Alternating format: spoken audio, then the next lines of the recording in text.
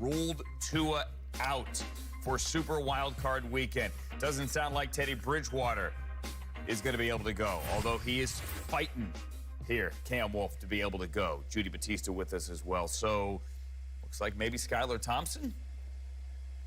Yeah, Andrew, that's the plan. Skylar Thompson, as of now, McDaniel said, will be their starter Sunday versus the Bills. Teddy Bridgewater is obviously the other option. He has a pinky injury. You know, players were telling me he had been battling through that pinky injury through practice and was telling them that he was still feeling the effects of it. And so he'll continue to progress, but McDaniel mentioned that he will get little to no reps. And so the plan is Skylar Thompson being the guy. And in regards to Tua, I know he was telling teammates that he really wanted to play, but the purpose of the concussion protocol and really the team is to protect players from themselves. And I think that's what you're seeing in this situation where McDaniel very early in the week and very clearly is saying Tua is out.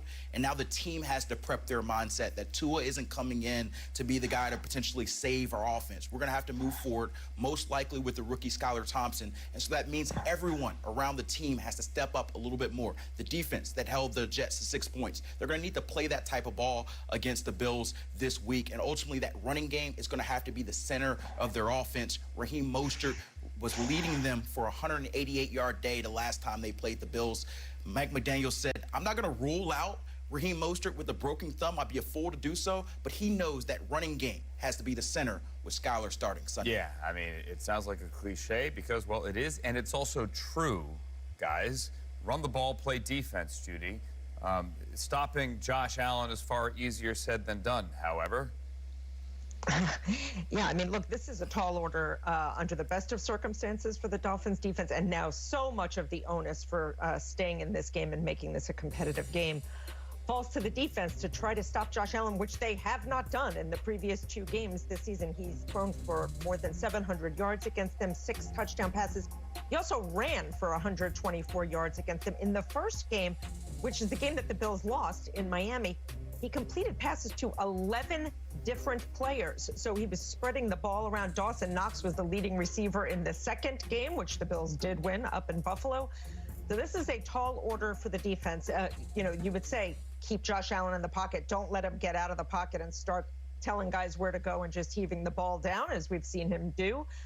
You want to keep him in the pocket. Certainly, they would hope to try to get some turnovers and give the offense more opportunities. I think one question will be, do we see Xavier Howard go with Stephon Diggs? He has had more success against Diggs this year than he did last season.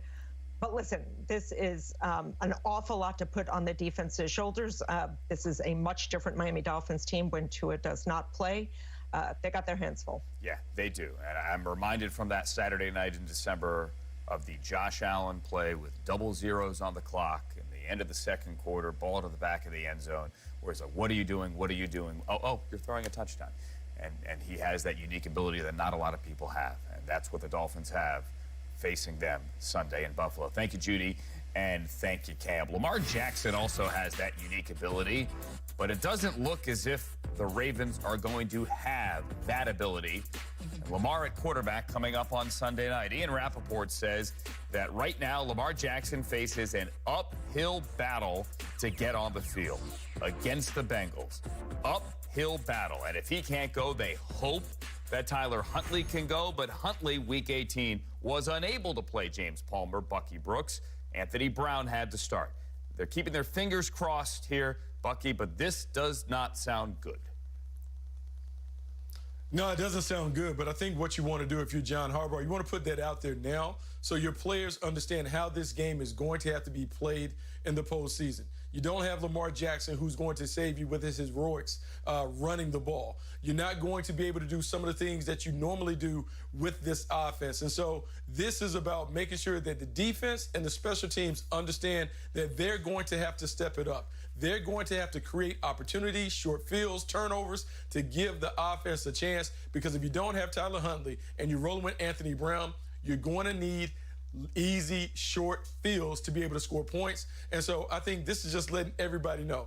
To think that Lamar Jackson was going to be Superman and come after not playing 4, 5, 6 games, it's not going to happen. Let's focus on what we have and how we're going to have to play this game to win it, because there's still no excuses once you're in the tournament. No, there are no excuses here, and Bengals fans know that as well, James Palmer. Our meeting this morning at 6 a.m. here, the loudest Bengals fan of the room pointed out, but what about the Bengals offensive line issues? Why aren't we talking more about that? We should. When Bucky's talking about this defense of the Ravens needs to come out and make plays. They're 5th in the NFL in sacks. They sacked Joe Burrow, I think, 5 times in those 2 matchups during the regular season. And now you look at what he's going to have protecting him. He won't have the right side of his offensive line, it looks. We know Lil Collins is out with the ACL. Now it's Alex Kappa with that ankle that's not expected to go.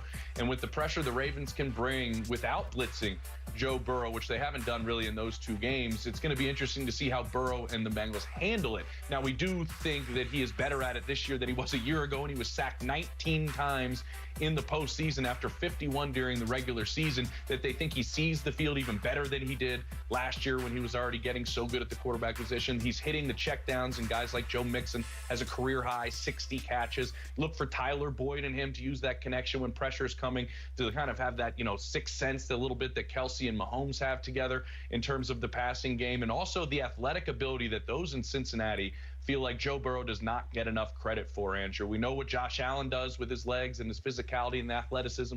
Same thing with Patrick Mahomes. I've been reminded by multiple players, you should go see Joe Burrow on a basketball court. Should go see Joe Burrow's athletic ability. We saw a little bit of it last Sunday. He might be on display again this weekend in the first round. Yeah, he's not going to run for 30 yards, but his little subtle in-pocket movements, it's some great stuff here. Also great, the fact from research, they pointed out this morning that the 6th seed is 7-1 the last 4 years on Wild Card weekend. Something to ponder in this 6-3 matchup. Okay. Thank you, James. Thank you, Bucky. The other 6-3 matchup is going to be in Minnesota. Justin Jefferson of the Vikings, the 3 seed. People doubt it. When he stepped to the podium, he said Tua's out. Still has not cleared concussion protocol. Right now on Wednesday, he can say Tua Tagovailoa will not play. Teddy Bridgewater, actually, may not play. Right now, it's looking like Skylar Thompson.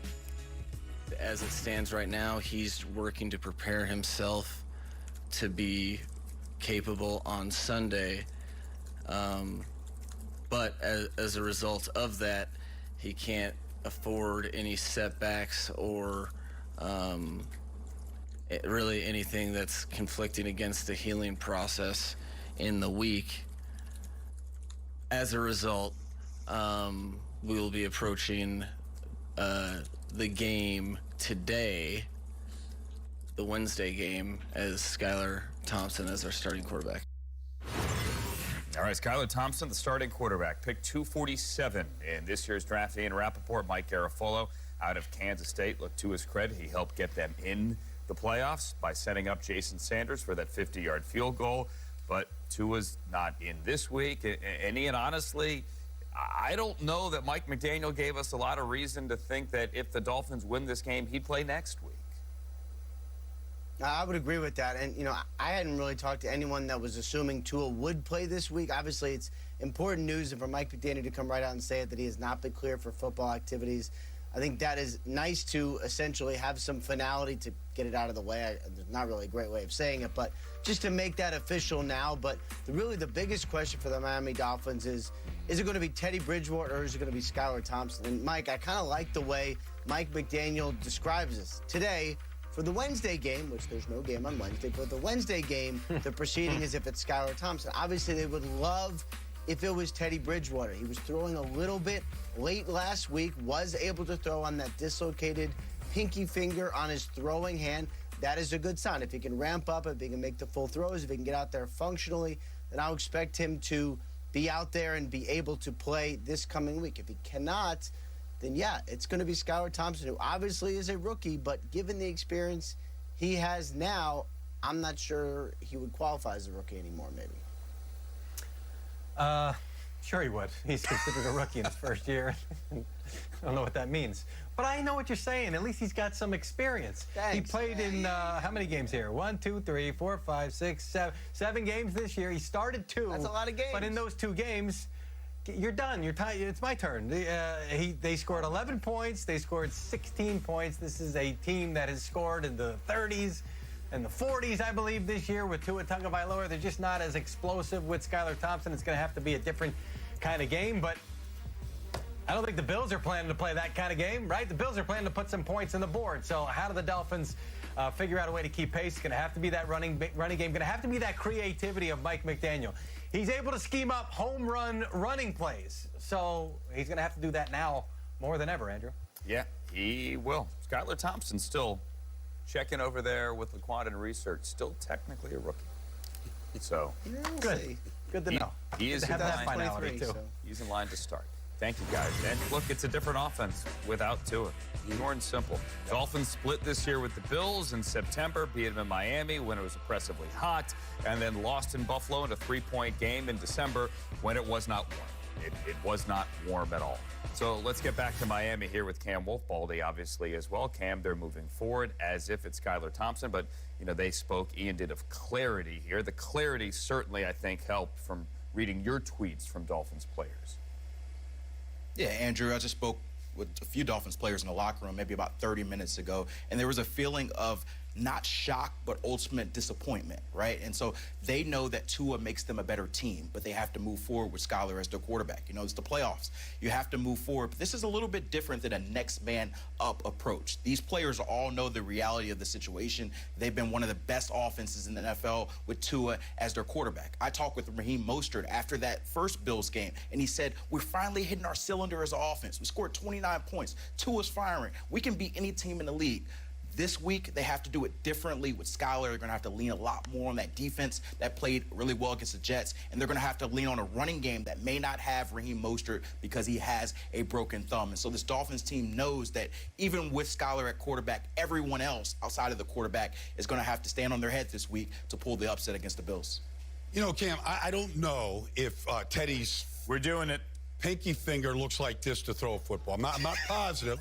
Like this might be Is that officially dislocated? It doesn't look like that. It doesn't look like that. It's just, but you know, if Teddy's got a grip of football like this, I'm thinking he might have problems. I don't know what it looks like. Look, I just.